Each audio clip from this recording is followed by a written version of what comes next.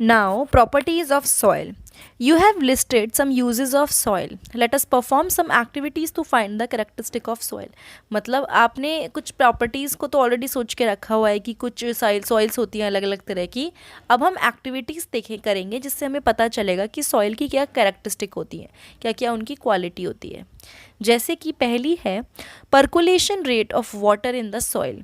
Bujo and Paheli mark two different squares of 50 centimeter and 50 centimeter each. अब दोनों ने mark कर लिया. One on the floor of their house and the other on the कच्चा road. ठीक है, एक ऐसा उन्होंने किया जो उनके घर का फ्लोर है और एक उन्होंने किया कच्चा रोड पे.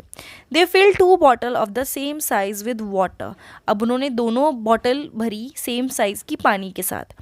They emptied the water from the bottles, one each, at the same time in the two squares. They observed that the water on the floor flowed down and was not absorbed. On the कच्चा road, on the other hand, the water was absorbed.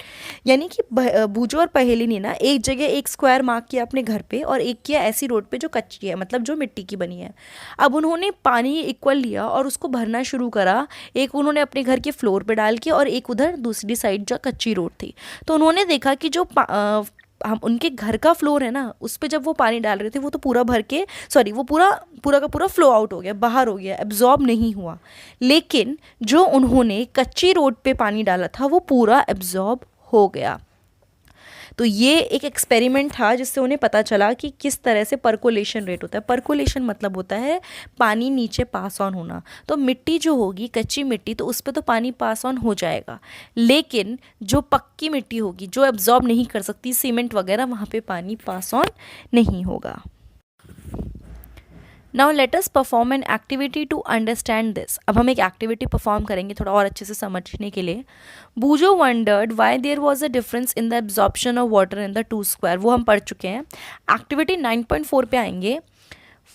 For this activity, divide yourself into three teams. Name the teams A, B, and C. You will be finding out how fast the water passes down the soil. You will need a hollow cylinder or a pipe. Ensure that each team uses pipe of the same diameter. Some suggestions for obtaining such a pipe are given below. If possible, get a small tin can and cut off its bottom. If PVC pipe is available, cut it into 20 centimeter long piece and use them. At the place where you collect the soil, place the pipe about 2 centimeter deep in the ground. Pour 200 milliliter water in the pipe slowly. For measuring 200 milliliter water, you can use any empty 200 milliliter bottle. वो क्या कह रहा है, आपको क्या करना है, इसमें आप टीम बना लो. 3 टीम बना ली A B C. उसके बाद आप क्या करोगे, आप देखोगे कि सॉइल पानी मतलब कि पानी कितनी जल्दी सॉइल में जाता है. अब उसके लिए एक हॉलो सिलेंडर लेना है या फिर एक पाइप ले लो. और अब आप क्या करोगे, पाइप कैसे भी हो सकता है, अगर हो तो एक टिन कैन भी ले सकते हो, उसकी बॉटम काट के एक जैसे इसमें फिगर दिख रखी है ना, फिगर 9.5 में, आप वो यूज़ कर सकते हो. या फिर अगर आप PVC पाइप यूज़ करो तो उसको 20 सेंटीमीटर लॉन्ग आप पीस में काट लो. अब जहाँ पे भी आप सॉइल कलेक्ट कर रहे हो वहाँ पे 2 सेंटीमीटर डीप में आप उस पाइप को डाल दोगे, मतलब रख दोगे. उसके बाद क्या लिखा है कि आप 200 मिलीलीटर पानी लेके पाइप में डालना शुरू करोगे. अब एग्जैक्ट 200 मिलीलीटर लोगे तो वो आप किसी भी बॉटल के थ्रू मेजर कर सकते हो. दूसरी चीज़ आपको ये ध्यान रखना है कि हर टीम सेम पानी लेगी. Note the time when you start pouring water. आपको टाइम का ध्यान रखना है जब आप पानी डालना शुरू करोगे, और जब सारा का सारा पानी चला गया नीचे ज़मीन में और पाइप को मतलब छोड़ दिया, पाइप खाली रह गया, तब आप टाइम नोट करोगे. यानी जब आपने पानी डालना शुरू करा और जब पाइप पानी में नहीं बचा, सारा का सारा नीचे अब्जॉर्ब हो गया, तब आप टाइम नोट करोगे. Be careful not to let the water spill all over और run down on the outside of the pipe while pouring. ये ध्यान रखना है कि जब आप पानी डालोगे तो पानी इधर उधर ना गिरे, सिर्फ पाइप के अंदर ही जाए. Calculate the rate of percolation by using the following formula. अब आप क्या करोगे, आप परकुलेशन का रेट को कैलकुलेट करोगे एक फॉर्मूला यूज़ करके जो दे रखा है. Percolation rate that is ml पर मिनट. यानी परकुलेशन रेट क्या होता है, कितना पानी है और कितना टाइम यूज़ हो, मतलब कितना टाइम लगा है. अब अमाउंट ऑफ वाटर आप मिलीलीटर में लोगे और परकुलेशन टाइम आप मिनट में लोगे. फॉर एग्जाम्पल, जैसे कि that for the certain example, मुझे 20 मिनट लगे 200 ml को परकुलेट करने में. तो जो मेरी रेट ऑफ परकोलेशन है वो क्या होगी 200 ml, क्योंकि मेरा पानी जो था अमाउंट वो कितना था 200 ml था, और अपॉन परकोलेशन टाइम जो कितना था 20 मिनट था, तो कितना आ गया 10 मिलीलीटर पर minute. Calculate the rate of percolation in your soil sample. अब आप अपने परकुलेशन को कैलकुलेट करोगे। Compare your findings with other. अब आप दूसरों के साथ इसको कंपेयर कर सकते हो, तो आपको पता चले कि जहाँ पे आपने पानी डाला और जहाँ आपके दोस्तों ने डाला या दूसरी टीम ने डाला वहाँ पे कितना डिफरेंस था परकुलेशन रेट में।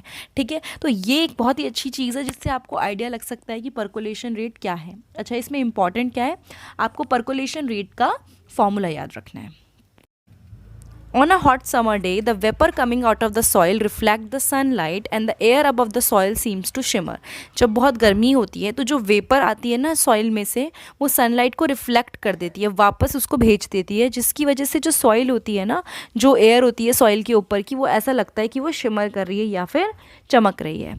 After heating the soil, take it out of the tube, compare it of the soil which has not been heated, note the difference between the two. जब आप ये एक्टिविटी कर लेंगे, आप सॉइल को heat कर लेंगे, उसके बाद आपको एक नॉर्मल सॉइल लेनी है और एक ये हीट वाली सॉइल लेनी है, और दोनों को कंपेयर करना है कि दोनों के बीच में कितना डिफरेंस है। Absorption of water by soil. Do all the soil absorb water to the same extent? Let us find out. क्या सारी की सारी मिट्टी पानी सेम लेवल पे एब्जॉर्ब करती है, वो हमें ढूंढना है। Take a plastic funnel. आप एक प्लास्टिक फनल लेंगे, उसमें एक आप फिल्टर पेपर लेंगे, और क्या लेंगे, आप एक पीस ऑफ न्यूज़पेपर शीट भी ले सकते हैं। Fold and place it as shown in the figure. Right में दिखा रखा है, आप वो देखिए नेक्स्ट पेज पे। Weigh 50 gram of dry powdered soil and pour it into the funnel. अब आप 50 ग्राम सॉइल लेंगे सूखी, उसको फनल में डालेंगे। Measure a certain amount of water in a measuring cylinder and pour it drop by drop in the soil. Measuring cylinder में ना हम कोई भी चीज़ मेजर करते हैं, पानी की कितना ले सकते हैं, उसको मेजर करो आपने कितना लिया, उसके बाद बूंद बूंद करके आप सॉइल के ऊपर डालो। You can use a dropper for this purpose. आप ड्रॉपर भी यूज़ कर सकते हो। Do not let all the water falls at one spot. अब एक ही जगह पे मिट्टी पे सारा पानी मत गिरने दीजिए, अलग अलग जगह पे बूंद बूंद करके पानी गिराइए। अब जैसे आप पानी को डालेंगे थोड़ा थोड़ा करके, उसमें लिखा है keep pouring water till it start dripping. आप पानी तब तक डालिए जब तक कि वो नीचे गिरना शुरू ना कर दे। Subtract the amount of water left in the measuring cylinder from the amount you started with. मतलब जितना आपने शुरू में पानी लिया था और जितना मेजरिंग सिलेंडर में पानी आपने मतलब मेजर किया था, उसको सब्सट्रैक्ट कीजिए। This is the amount of water written by the soil. मतलब आपको क्या करना है, इसके अंदर जितना आपने मेजरिंग सिलेंडर में पानी लिया, ठीक है, और उसके बाद आपने बूंद बूंद करके पानी डाला, तो आपको तब तक डालना है जब तक कि वो पानी नीचे आना शुरू कर दे। अगर अब आपको ये देखना है कि कितनी मिट्टी एब्जॉर्ब हुई है, तो जितना पानी बचा हुआ है उसको आपको माइनस करना है, किसमें से, जितना पानी आपने शुरू में लिया था। अब आपको उसकी नोटबुक में रिजल्ट लिखना है, जैसे कि weight of the soil is 50 ग्राम। ठीक है, आपकी सॉइल का वेट है 50 ग्राम। जो इनिशियल वॉल्यूम है वाटर की मेजरिंग सिलेंडर में, दैट इज़ आपको लिखनी है। उसके बाद फाइनल वॉल्यूम क्या है वाटर की मेजरिंग सिलेंडर में, वो लिखनी है। और आपको अगर देखना है कि कितना पानी एब्जॉर्ब हुआ है सॉइल में, तो आप क्या कर दोगे, इनिशियल वॉल्यूम को माइनस करोगे, मतलब इनिशियल वॉल्यूम में से आप फाइनल वॉल्यूम को माइनस कर दोगे, तो आपको मिल जाएगा कि कितना पानी का वेट एब्जॉर्ब किया है सॉइल ने। ठीक है, अब उसने ये बोला कि 1 ml of water has weight equals to 1 gram. और अगर आप परसेंटेज निकालना चाहते हो वाटर एब्जॉर्ब, तो वो भी बहुत ईजी है। जो U माइनस बी आपने निकाला है उसको आप डिवाइड कर दोगे 50 से और उसको इनटू कर दोगे 100 से। यानी कि आपने क्या किया, आपने U minus V upon 50 into 100 किया, तो उससे आपको क्या पता चला कि कितना पानी ऑफ परसेंटेज कितने पानी की एब्जॉर्ब हुई। अब repeat this activity with different soil sample, would you get the same result. वो कह रहा है कि यही आपको एक्टिविटी अलग अलग सॉइल सैम्पल के साथ रिपीट करनी है, और जब आप रिपीट करेंगे तो आपको सेम रिजल्ट मिलेगा। वो पूछ रहा है discuss the result with your friend and answer the following question. इसको डिस्कस करो और उसके बाद आप आंसर करोगे कुछ क्वेश्चन। अब देखिए, अगर हम क्लेई सॉइल लेते हैं और सैंडी सॉइल लेते हैं, दोनों में बहुत डिफरेंस आएगा। अब आप ये देखेंगे, अगर आप अलग अलग सॉइल लेंगे तो उनकी परकोलेशन रेट अलग होगी। क्यों? क्योंकि क्ले जो है, क्लेई सॉइल वो ज़्यादा पानी एब्जॉर्ब करेगी, और जो सैंडी सॉइल है बहुत कम पानी एब्जॉर्ब करेगी। ठीक है। तो उसके बाद कुछ क्वेश्चंस पूछे हैं, विच soil would have the highest percolation rate, which soil would have the lowest percolation rate. बूजो heard from his neighbourhood that 8 to 10 days after the rain the level of water in a pond or well rises. Which type of soil will allow water to reach a well faster and in greater amount। उसने क्या सुना बूजो ने कि 8 से 10 दिन जब बारिश होती है उसके बाद जो पानी होता है पॉन्ड में और वेल में वो बढ़ जाता है। Which type of soil will allow water to reach a well faster and in greater amount। किस तरह की सॉइल ये अलाउ करेगी, ठीक है। उसके बाद है which type of soil retain the highest amount of water and which retain the least. मतलब कौन सी सॉइल में सबसे ज़्यादा पानी होगा, किस में होगा सबसे ज़्यादा पानी, जो पकड़ के रखेगी, that is clayey soil, yes. And कौन सी सॉइल बहुत कम पानी रखेगी, sandy soil. Can you suggest any method to let more rain water percolate and reach the water underground. क्या आपको आप ऐसा मेथड बता सकते हैं जिससे ज़्यादा पानी मतलब रेन वाटर नीचे चला जाए, सॉइल के अंदर एब्जॉर्ब हो जाए और पर्कुलेट होकर अंडरग्राउंड पहुँच जाए। अगर हम प्लांट ज़्यादा उगाएं तो क्या होगा, फटाफट से रूट्स वगैरह उसको एब्जॉर्ब करेंगे और पानी अंडरग्राउंड चला जाएगा। तो ये एक तरीका है जिससे हम वाटर को पर्कुलेशन रेट बढ़ा सकते हैं। Now, soil and crops. Different types of soil are found in different parts of India. In some parts there is a clay soil, in some part there are loamy soil, where in some other part there is sandy soil। वो कह रहा है कि जितनी भी अलग अलग तरह की सॉइल्स हैं इंडिया में अलग अलग पार्ट्स में मिलती हैं, ठीक है। कहीं कहीं पे क्लेई सॉइल है, कहीं पे लोमी सॉइल है और कहीं पे सैंडी सॉइल है। Soil is affected by wind, rainfall, temperature, light and humidity. मतलब कि सॉइल जो है इन सब चीज़ों से अफेक्ट होती है। These are some important climatic factor which affect the soil profile and bring changes in the soil structure. ये क्या है, ये सारे इंपॉर्टेंट क्लाइमेटिक फैक्टर्स हैं। ये वो फैक्टर्स हैं जो सॉइल प्रोफाइल को अफेक्ट करते हैं और सॉइल के स्ट्रक्चर में चेंजेस लाते हैं। अब कौन से फैक्टर्स हैं, temperature, light, humidity, wind, rainfall, ठीक है। ये सारी चीज़ें अफेक्ट करते हैं सॉइल की प्रोफाइल को और सॉइल के स्ट्रक्चर में चेंजेस लाते हैं, ठीक है। The climatic factor as well as the component of soil determine the various types of vegetation and crops that might grow in any region. उसने क्या बोला कि जो क्लाइमेट है, जो क्लाइमेटिक फैक्टर है और जो कंपोनेंट हैं सॉइल के, वो काफ़ी ज़्यादा अफेक्ट करते हैं कि वेजिटेशन कैसी होगी और क्रॉप्स किस तरह की होंगी किसी रीजन में। मतलब सॉइल पे भी बहुत डिपेंड करता है। कुछ टाइप की मतलब जो क्रॉप्स होती हैं उनको अलग तरह की सॉइल चाहिए होती है, या बहुत सारे और क्लाइमेटिक फैक्टर्स होते हैं। Clayey and loamy soils are both suitable for growing cereals like wheat and gram. मतलब क्लेई और लोमी दोनों सॉइल काफ़ी ज़्यादा यूज़ होती हैं किसके लिए, जैसे कि गेहूँ उगाने के लिए या फिर ग्राम उगाने के लिए।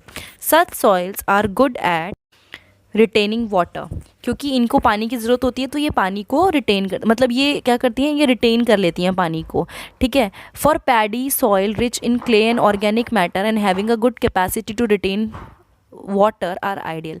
पैडी के लिए जो सॉइल क्ले से भरी हुई हो और जिसमें ऑर्गेनिक मैटर हो वो काफ़ी सही होती है पानी को रिटेन करने के लिए। मसूर की दाल के लिए या फिर दूसरी पल्सेस के लिए लोमी सॉइल जो पानी को ईजिली ड्रेन कर देती है वो ज़रूरत होती है। कॉटन के लिए सैंडी लोम और लोम के लिए क्या होती है, देखो कॉटन के लिए पानी जो फटाफट से ईजिली ड्रेन कर दे, इस तरह की सॉइल चाहिए होती है। जो बहुत ज़्यादा पानी को होल्ड कर सकें वो ज़रूरी होती है, ठीक है। अब जो क्रॉप्स हैं जैसे कि वीट जो ग्रो करते हैं हम क्लेई सॉइल में because they are rich in humus and are very fertile.